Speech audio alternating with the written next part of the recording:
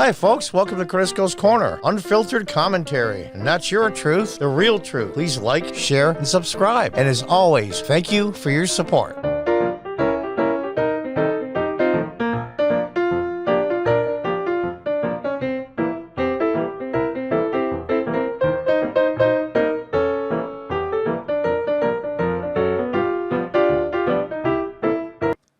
Hi, welcome back.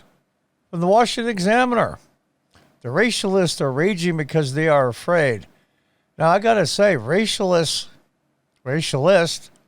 is a new term for me, and I kind of like it. I think it means, if you read the article, people that rely on race and making a problem that there is one that's systematic and everywhere, they make a good living off it or fulfill certain needs they have as people, and I'm not a shrink and I can't go into what that is, but this is an opinion piece now. This is not a news article, so let's read it. The racialists are raging because they are afraid, by Dan Hannan. Suppose the U.S. government had commissioned an official report into race relations following the Black Lives Matter riots. Suppose the report discovered while racism existed, it is not all pervasive. Because we always have individuals that will be racist, and that's the way it is. Suppose it found that although some minority communities were disadvantaged, most were outperforming the white majority. Okay. Suppose it concluded that prejudice was not a big factor in holding people back, and that recognizing this truth was an important part of getting ahead. Absolutely. Couldn't agree more. What do you imagine the response would be? Well, of course, they would be outraged. Would commentators thank the authors for soothing an overheated debate with facts and forensic? Of course not. It goes against their narrative. Or would they shout them down as racial traitors doing the work of white Nazis? Well, I think we know the answer. But for what it's worth, precisely such a report has just been published in Britain to predictable howls of disapproval. The Commission on Race and Ethnic Disparities, established after last summer's unrest, offered its conclusions on March 31st. Now, this is the first I've heard about it, so the commissioners were not race activists. I like that term, race activists, but rather were distinguished in their fields of economics, scientists, charity organizers, and the like. Of the 11 authors, only one was white. Okay. Quite a large Asian, Indian population from India and Pakistan in the UK, because that was part of the original British Empire. So there's a lot of non-whites in England that have been there a very long time. I realize that I'm offering you a British example. My justification is that my country has adopted lock, stock, and barrel the narrative that U.S. racial injustice. Our BLM riots were prompted not by failures of policing in the United Kingdom, but the murder of George Floyd in Minneapolis.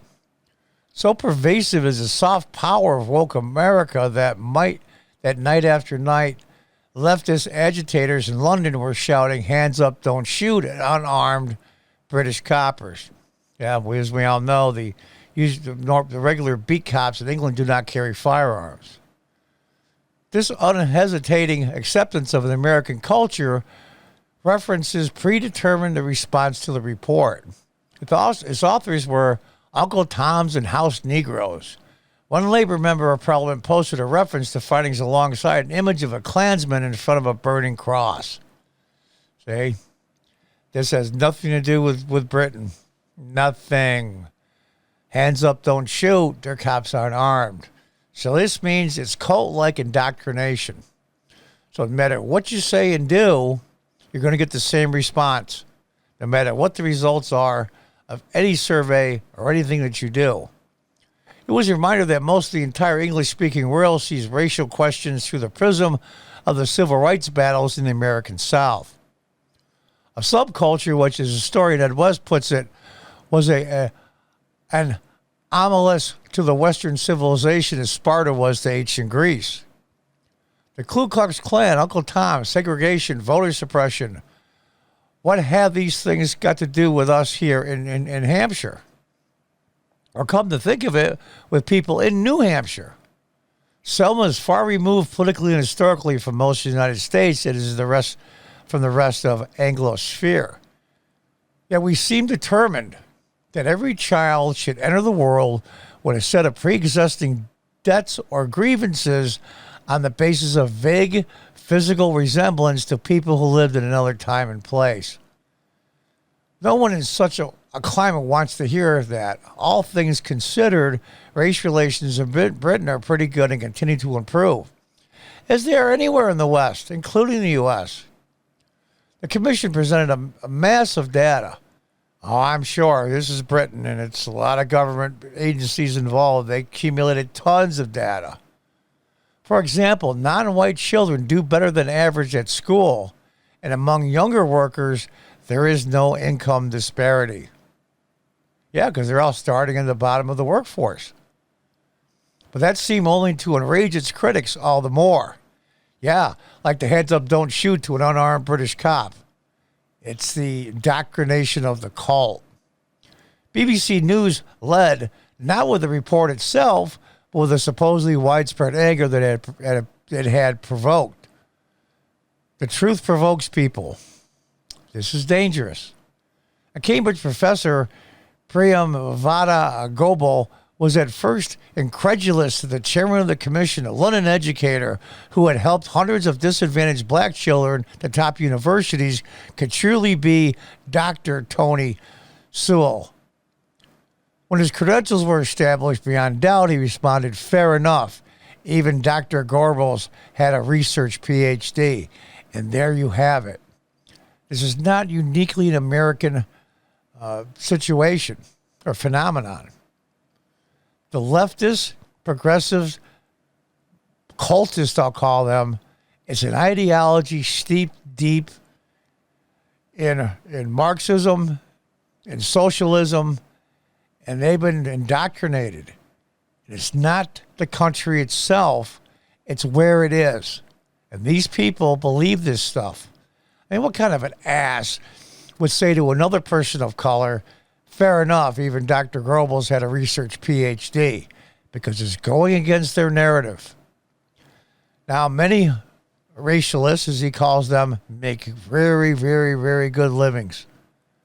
Oh, God, just think of the U.S. Tens of thousands of people make a really good living pushing race deterioration and destruction. They love it. They make money. It feeds their egos.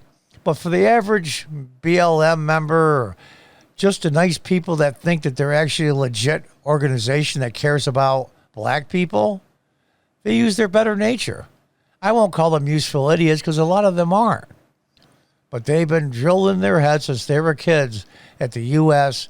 is a racist, irredeemable country and must be torn down and started over. In part, is this a question of simple self-interest? Yeah, I believe so. If your job as a racism awareness counselor or diversity outreach worker depends on the idea that bigotry is everywhere, you will not want to have that idea challenged, of course.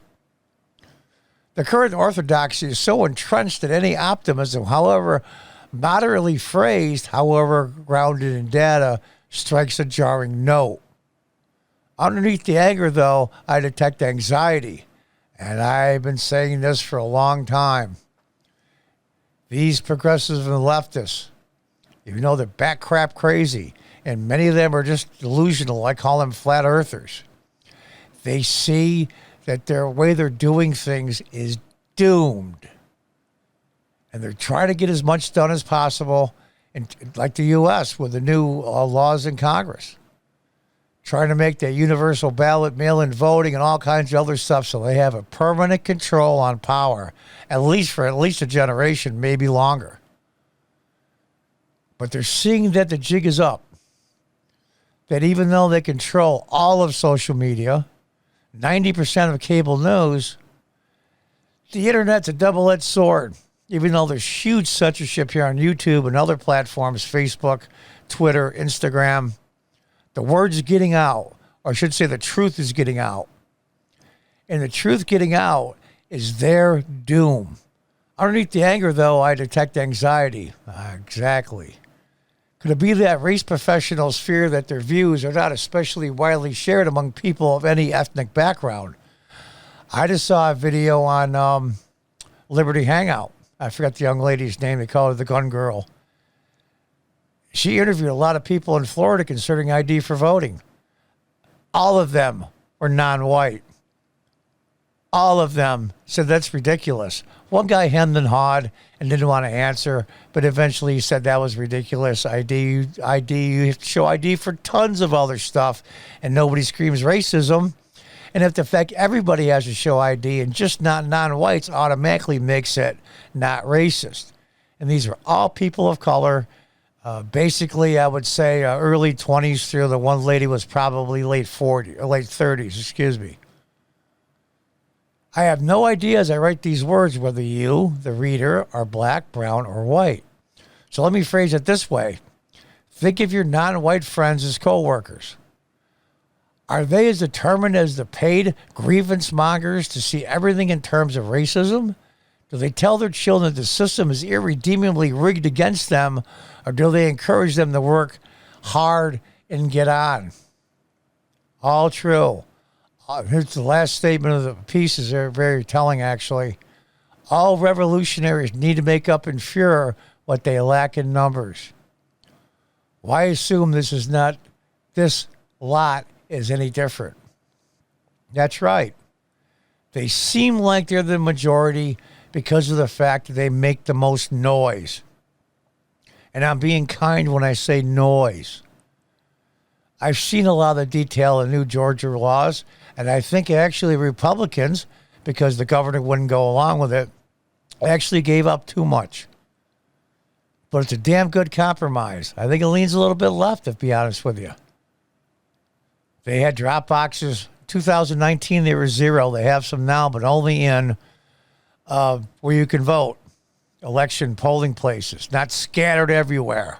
And they say, well, there was so many around in 2020. Well, it's because of the fact it was COVID. It was an emergency situation. So at least in theory, emergency rules were put in. And that's the issue. They loosened it up a little with early voting, but the ID for absentees and in-person voting, especially absentees, was put in place. And not one person in that Liberty Hangout video thought it was racist. But you know who usually thinks it's racist? You know what usually does? Is the white liberals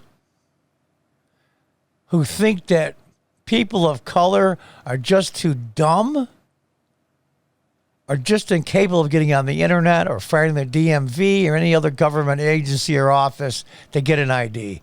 It's absolutely ridiculous, and it's racist. In fact, I just saw another one from, I think it was PragerU, that only one holdout of all that group, once they explained the Georgia election laws, that they weren't racist. She says, well, it's still tough to get ID. And the interviewer said, for 3.5 years for the next presidential election, you don't think it's long enough? And she said no. Because people of color just don't have what it takes to get ID or have the intelligence to where to get it and have access to the internet. And that is so much crap is unbelievable. And I think finally, especially the younger people of color are starting to realize, you know what? This is crap. This is crap. Maybe the Democrats aren't what we thought they were. Maybe they're not. Now, they don't like the Republicans at all, but at least they're starting to wake up to the fact that the progressives and the leftists truly are the real, truly, true racists in this country. So good for those guys that do the commission study in Britain, and the same exact things that will be said if they did it here is true. It's not about racism. It's about this ideological cult that's been embedded in their minds. And I'm afraid for many people that believe that it's too late for them. We can't worry about them. We have to worry about the country as a whole. So I'm very encouraged. Very encouraged. things are starting to break loose, and they're afraid and they're anxious. And the racialists, your days are numbered, my friends. Until the next time, folks, goodbye and good luck.